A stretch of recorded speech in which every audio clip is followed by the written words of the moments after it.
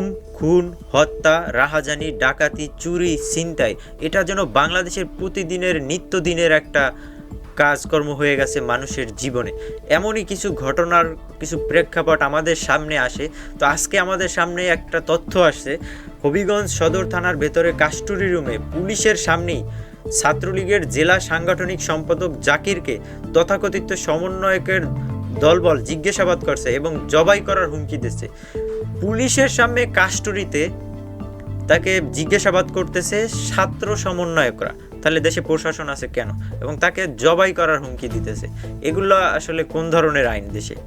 সে যেহেতু পুলিশ কাস্টডিতে আছে, তার একটা আইনি প্রক্রিয়া আছে, তার বিরুদ্ধে অভিযোগ আছে, তার সুষ্ঠু তদন্ত হবে, পুলিশ প্রশাসন ব্যবহার করবে। তাকে হত্যা করার আমি কে বা আপনি কে?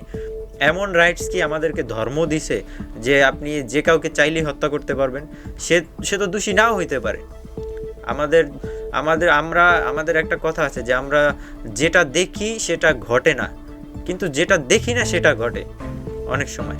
তো এমন কিছু তো হইতে পারে যেটা সে তার জায়গা থেকে সঠিক আছে, বাট আমরা আমাদের জায়গা থেকে ভুল আছি। তো চলেন দেখে আসি সেই ভিডিও ফুটেজটা আমাদের হাতে আসছে যে এখানে কি বলা হয়েছে এবং কিভাবে অকথ্য ভাষায় তাকে বলা হয়েছে।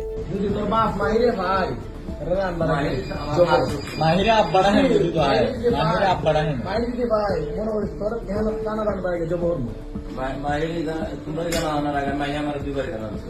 হ্যাঁ মাহিরা আমার দুইবার আমি মাহিরা আনা কোন দে আনা এর পাঁচ দেশ হ্যাঁ কোন দেশ আছে এটা হ্যাঁ কোন দেশ হ্যাঁ কোন দেশ সাতাবাজি হতলা হচ্ছিল এই দেখো দোকান থেকে বলতো হ্যাঁ সাতাবাজি হতলা হ্যাঁ তোরা তো সব এটা দাঁড়ায় পড়ছে এই যারা আমরা এগুলা বন্দুক করা তো গুলি হয়ে হচ্ছিল এগুলা কোনো সময় আমরা হ্যাঁ আন্দোলন আমরা ওই বড় ভাইরা দেখুন ওই আমরা সাকিব ভাই সবাই আছে কেন আমরা ভাই বাদার আমরা আর সবাই আর বিশেষ করে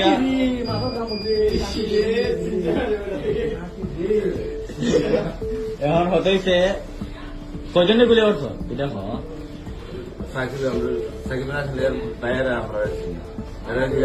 আমি কেমন ছিল এটা আমারও গুলি করছো